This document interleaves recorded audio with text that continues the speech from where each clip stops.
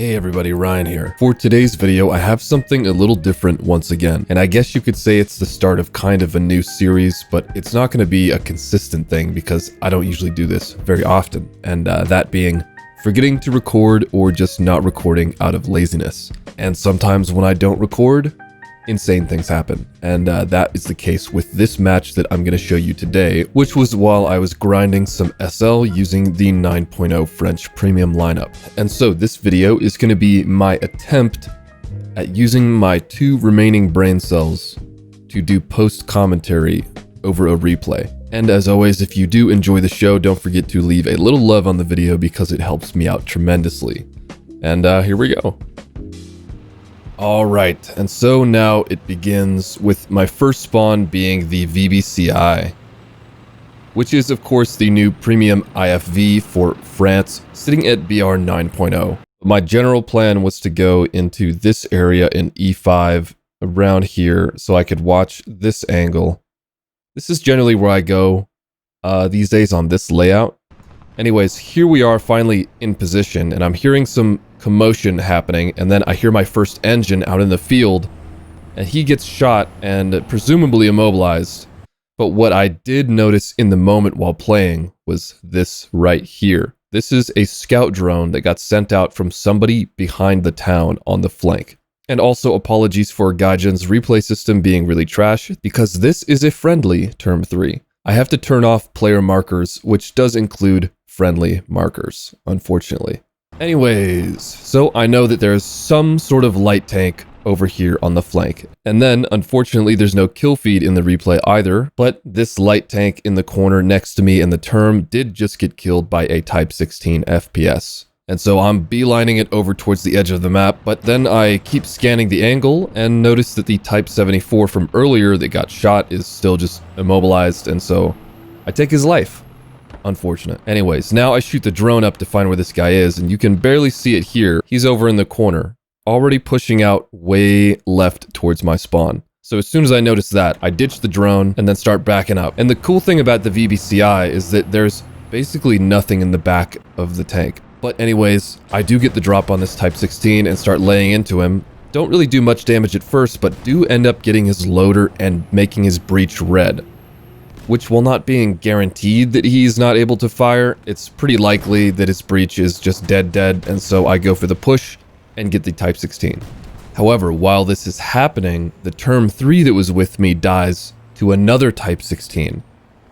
And a helicopter comes into the picture, and he shoots at me. And unfortunately, takes my engine and sets me on fire. And continues shooting at me with rockets. It's like, okay, bro, you want to shoot me through the smoke? I got you. Because I can see your rotors through the smoke, unfortunately, and make perfect shots through the smoke. Love to see it, right? But now the other Type 16 that killed the term 3 is right on my doorstep next to this house. And I'm shooting some of this debris just in case there's a cheeky shot through the window or he tries to peek around the corner and that log pile would have been blocking my view. It's just an insurance thing. Like, if it happened, then I would be sad. So might as well shoot it. And I do see his bushes through the window, but unfortunately only damage his optics. And here is the beginning of a very unfortunate moment. So I'm usually very attentive to artillery and if it's going to land on me, but that was not one of those moments. Anyways, so now I decided to hop into the SO 4050 Vautour IIN, which is a premium 9.0 bomber thingy, which as it turns out is actually really good for CAS because it can carry 2 AS30 Nords and 2 AS20 Nords, as well as like 5 bombs or something on the internal bomb bay, but I usually don't take those because they make the flight performance really bad. And just a quick note, if you don't know the difference between the Nords, the AS30s have like 110 kilograms of TNT and the AS20s have like 15 kilograms of TNT. But really quickly also, let's just take a look at the scoreboard on the sides of the screen and you can notice that I have no team left. And there's basically like 5 of us left against almost an entire enemy team. So it's not looking too good. Anyways, here I am lining up for an attack run. I do go 2 for 2 with the AS-30 Nords, which is really good for me because getting rid of both AS-30s on the first strike run is critical in my opinion. If you only use one AS-30 on the first run, then that makes your flight performance suffer greatly because you have a weight imbalance on the wings, and that means your turning will be really awkward. Anyways, here we are back in for another run with the AS-20s, and I do barely spot one person shoot. Anyways, guiding this AS-20 in and end up getting a nice kill on a Type 16 that was pushing our spawn. And then searching for another target because I just want to get this run over with, I spot a random dude sitting still next to a building, and it turns out to be a Type 89 who also dies. Unfortunately though, I lose my wingtip to an M163 and fail to kill this ZZZ30. But it's okay, because in hindsight, staying in the aircraft and trying to do strafing runs would have been the end of this match, because I really needed to get on the ground as soon as possible. And what do you know, as soon as I spawn in, there's a heli flying right in front of me who I luckily get a kill on. And so my only train of thought right now is to stop the capture on the A point, which luckily, shout out to this guy, Pro 100 Andrew, because they get a double kill on 2 low-tier Soviet vehicles and stop that capture for me. And so that takes a little bit of pressure on me, but I still need to push to secure the area because he also died right after to a T-10M. And luckily, as I'm approaching the area, I heard an engine and snap over there and get the barrel off of another T-10M. And then a second shot will do for getting his crew. But then, to my left, I did notice that there was another vehicle, which turns out to be a Type 75 SPH, which shoots at me and misses and or does no damage. So for me, I know that the Type 75 SPH has a bit of a longer reload, and so I can focus on the engines that I'm hearing to my right by the capture, which turns out to be an M163 who survives a Sabo, and then I kill him with the MG, and I glance over back at the SPH to check if he's peeking right now. And then just juggling priorities here, they're capturing the point, and so I decide to whip over there and spot the guy, luckily, a T-10M in the open, and stop the capture, which is pretty much what wins us this match. But I do also get my barrel taken out by the Type 75, which is fine. You know, I survived the HE shell, which is great. And then while repairing here, I just gotta say, this Pro 100 Andrew guy is gonna come in very clutch, because thankfully, he's pushing with me at this Type 75 SPH. And there he is on the left in his Puma, and he peeks the ridge and distracts the Type 75 SPH so I can push him, because the SPH also has a very slow turret traverse.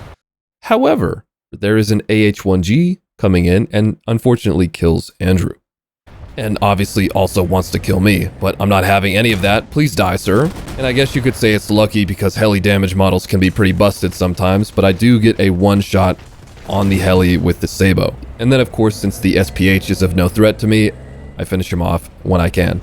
However, there is also an IL-28SH in the air currently, and they have S-24s, which is very scary. And they kill Pro 100 Andrew. Rip the buddy.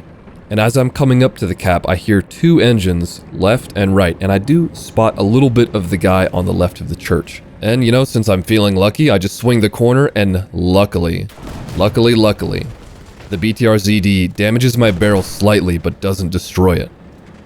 But then I do hear the extremely loud Japanese diesel engine around the corner, and I see the front of him and just take the shot and luckily get his track.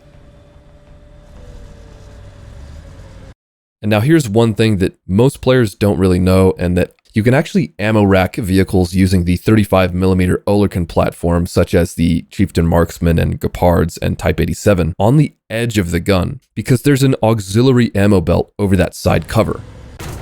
There you go. Oh, and also I forgot to mention, because there's so much to talk about during a post commentary, like it's nuts. My brain is just working on 30 cylinders right now. Pro 100 Andrew respawned in a backup in the Gepard, what a beast, and killed the IL-28SH. However, then unfortunately was killed by a PT-76-57. And then, while I thought I could get a little chill pill capturing the point, of course not, because there is an M103 pushing me now, and I'm really not sure why he didn't shoot me here. It seems like he could have seen me perfectly, but I guess not. and I just set up for a third-person pre-aim on him and luckily get ammo because he was taking a full ammo load. And now this is where being completely surrounded and acting like a schizo just comes into full swing, because I hear the PT-7657 approaching from the rear from our spawn direction. And I really want to get rid of this guy, but still I want to stay on the capture because I know he's probably on it waiting to decap. And if we lose the cap right now, we basically lose the game. And then another engine comes in from towards their spawn and another engine from my left here. So I've got way too much audio stimulation right now, and I just smoke off the best direction I could possibly think to smoke off.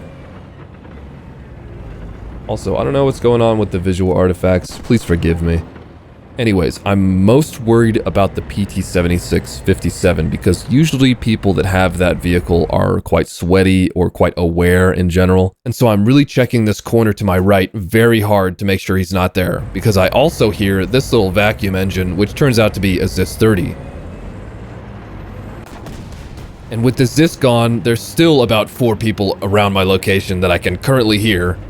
And one of them I can barely hear approaching until the smoke clears and turns out to be the brand new Object 435 and his buddy the Sub 12 and another friend down the road in the form of an M163.